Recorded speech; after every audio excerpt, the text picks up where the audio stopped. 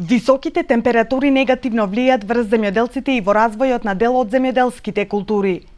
Под неподносливо жешките пластеници на температура од околу 80 степени тие напорно работат и екзистенцијата ја бараат во земјоделството.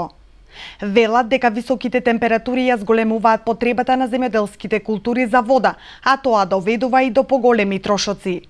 Истите можат да претрпат и исушување, а тоа резултира со двојно намалување на приносите или пак целосно уништување на посевите. Се разболяват нешто, фрляме многу чушки, в компир фрляме многу.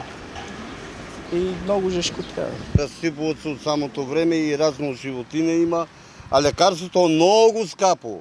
Луѓето не може да издржат по 10, 20 и 50.000 евра дават само избеганица да се исплаќат од државите. Експертите предупредуваат земјоделците да ја искористат секоја прилика за наводнување на засеаните површини во најтоплите делови од денот, со цел растението повеќе да ја задржува свежата вода во коренот.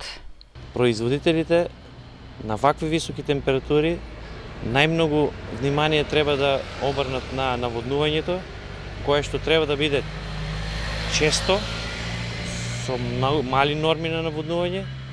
Што тоа значи? Тоа значи дека тие треба некако стариот принцип да наводнуваат, пример, поручек и да чекаат до другиот поручек да наводнуваат, туку дури треба да најдат модел како да наводнуваат и во најжешките делови од денот, за да може да има секој пат свежа количина на вода. Агрономите советуваат да се инвестира во системи за наводнување и употреба на заштитни мрежи, со цел земјоделците да не претрпат големи загуби.